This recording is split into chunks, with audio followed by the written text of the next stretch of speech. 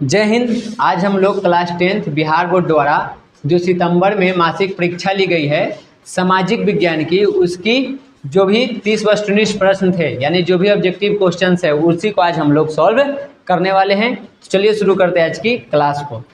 पहला सवाल आया था कि स्पिनिंग जेनी का आविष्कार किसने किया? जेम्स हार्ग्रीज ने, सैमुअल क्रॉम्पटन ने, हम्फ्री डेवी ने या जॉन के ने। तो यहाँ पे स्पिनिंग जेनी का जो आविष्कार है वो जेम्स हार्ग्रीज द्वारा किया गया था। कब? 1770 ईस्वी में। इस टाइम यहाँ पे इसकी आविष्कार की गई थी। सैमुअल क्रॉम्पटन द्वारा यहाँ पे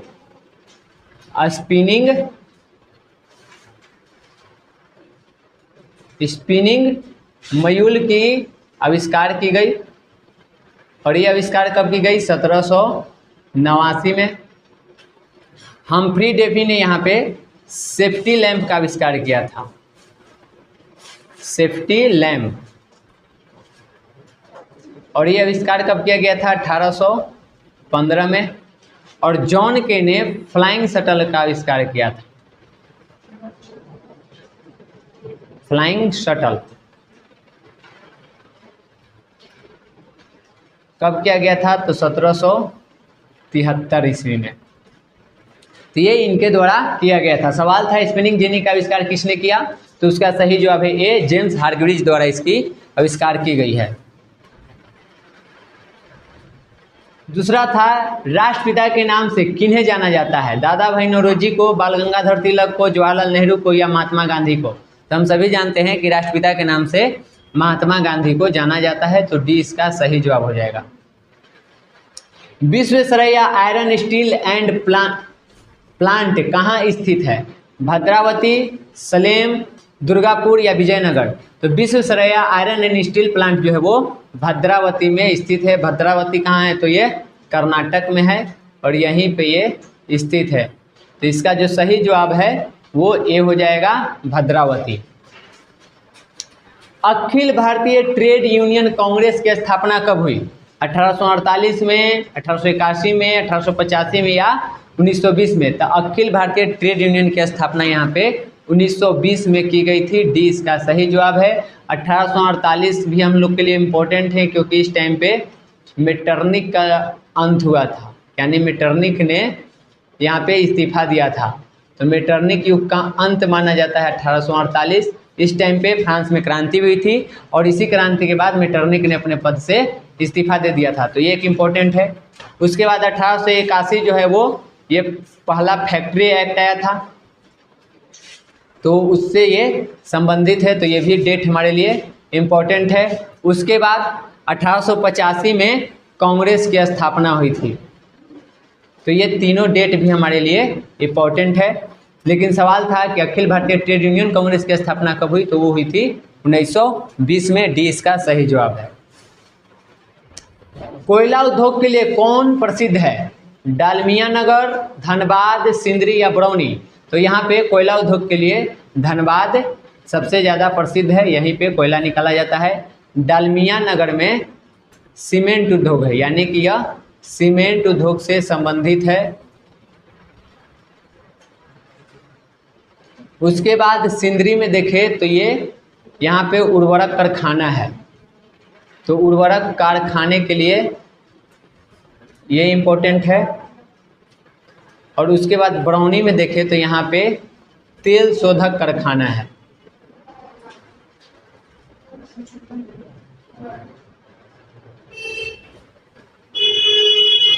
तेल शोधक कारखाना यहाँ पे खोला गया है। सवाल था कोयला उद्योग के लिए कौन प्रसिद्ध है? तो जवाब हो जाएगा बी, धनबाद।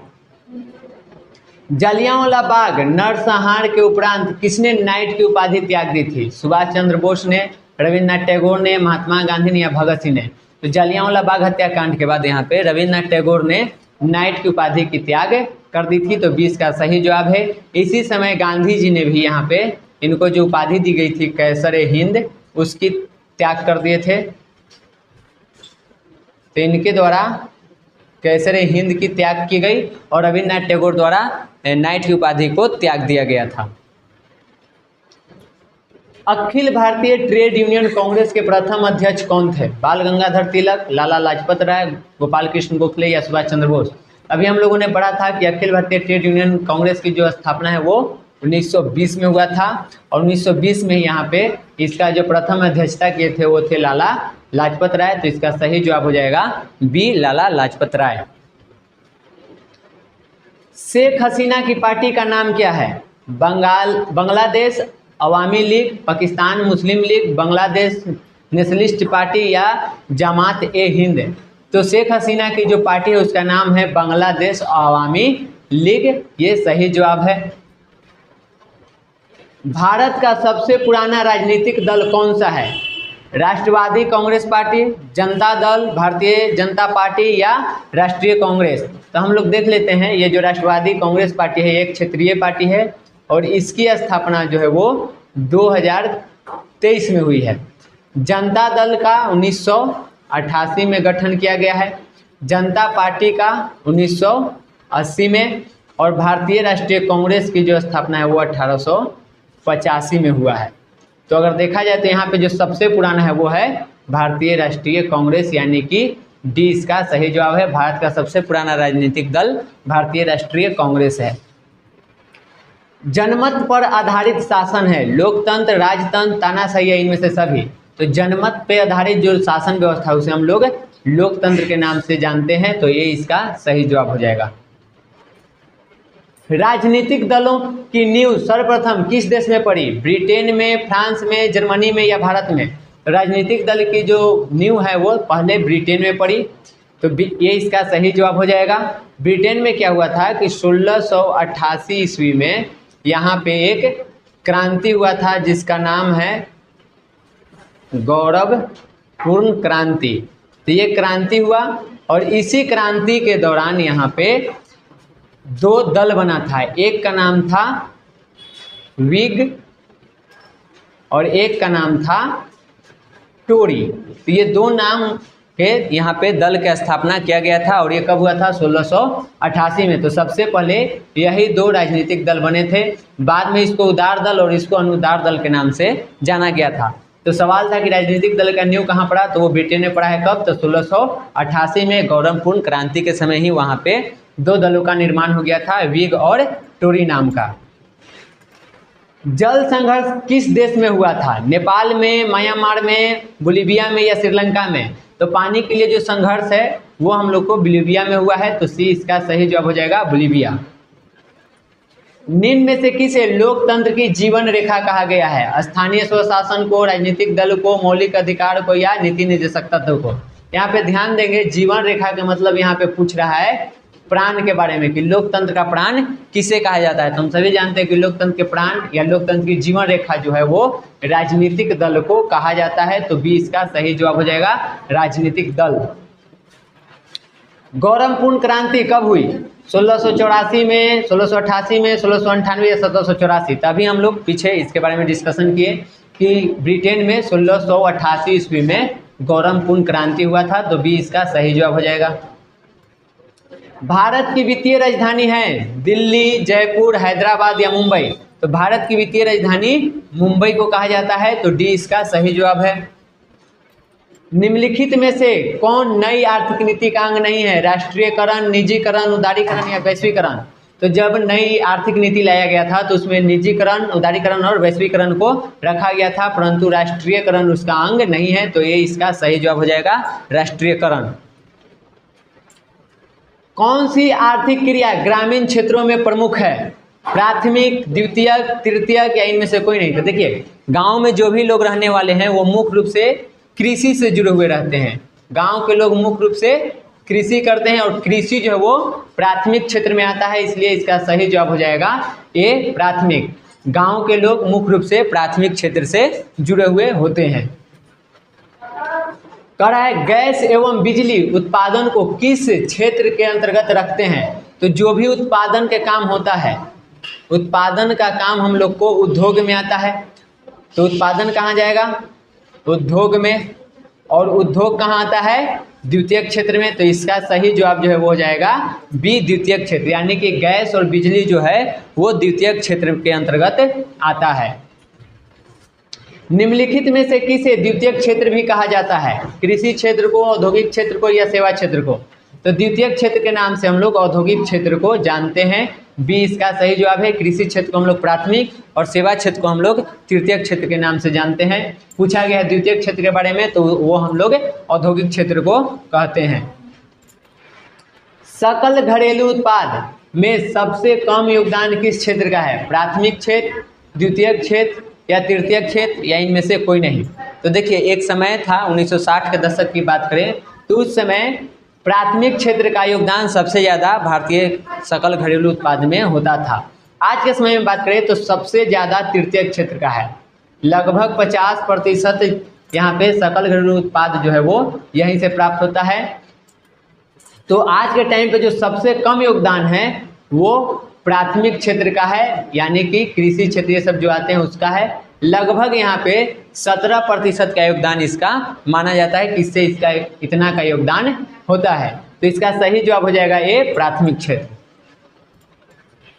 निम्नलिखित में से कौन सा पेशा अर्थव्यवस्था के तृतीयक क्षेत्र से संबंधित है?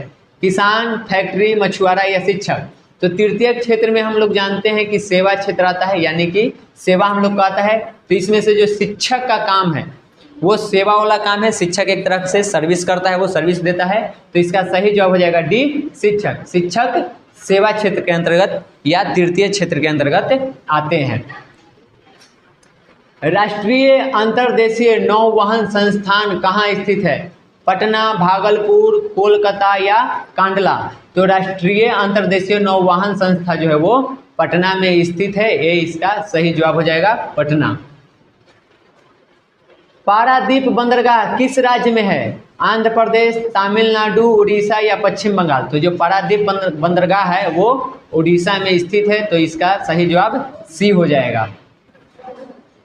कुशहा तटबंध किस नदी से संबंधित है? गंडक नदी, कोसी नदी, दामोदर नदी या गंगा नदी? तो जो कुशहा तटबंध है वो कोसी नदी पे बनाया हुआ एक बांध है, तो ये कोसी नदी से संबंधित है। बी इसका सही जवाब है। संचार का सबसे लोकप्रिय साधन है? रेडियो, टेलीविजन, मोबाइल या सार्वजनिक टेलीफोन? तो पहले यहाँ पे सबसे ज़्यादा जो संचार का लोकप्रिय साधन था वो टेलीफोन हुआ करता था, लेकिन आज के समय में हम लोग संचार के रूप में सबसे ज़्यादा अगर किसी चीज़ का प्रयोग करते हैं तो वो है मोबाइल। तो इसका सी सही जवाब हो जाएगा, ये सबसे लोकप्रिय साधन है। नहरकटिया कहाँ स्थित है? बिहार में, असम में, त्रिपुरा में या नागालैंड में?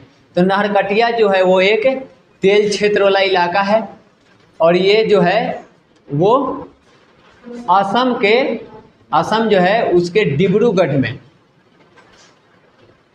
असम के डिब्रूगढ़ नामक जगह पे यहाँ पे ये स्थित है। तो इसका सही जवाब हो जाएगा बी, असम में। नहरकटिया जो है वो असम में स्थित है। पूर्व मध्य रेलवे का मुख्यालय कहाँ है? इलाहाबाद, हाजीपुर, जबलपुर या जयपुर? तो पूर्व मध्य रेलवे का मुख्यालय हाजीपुर में है। तो इसका बी सही जवाब हो जाएगा, हाजीपुर। उसके बाद है ऑल इंडिया रेडियो की शुरुआत कब हुई? 1930 में, 35 में, 36 में या 1947 में? तो ऑल इंडिया रेडियो की शुरुआत 1936 में किया गया था। 8 जून 1936 को दिल्ली में, कहाँ किया गया है? तो दिल्ली में इसकी शुरुआत की गई थी।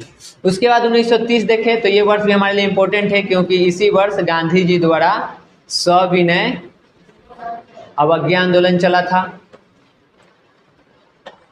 1935 देखें तो ये भी हम लोग के लिए इम्पोर्टेंट है, क्योंकि इसी वर्ष यहाँ पे आरबीआई यानी कि भारतीय रिजर्व बैंक की स्थापना हुई थी, तो वहाँ से इम्पोर्टेंट है। 1947 को देखें तो ये भी इम्पोर्टेंट है, क्योंकि इस दिन भारत आज़ाद हुआ था। इस टाइम भारत आज़ाद हुआ था। सवाल था कि ऑल इंडिया रेडियो की शुरुआत कब हुई? तो वो हुआ है 8 जून 1936 को दिल्ली में। तो सी इसका सही जवाब हो जाएगा, 1936।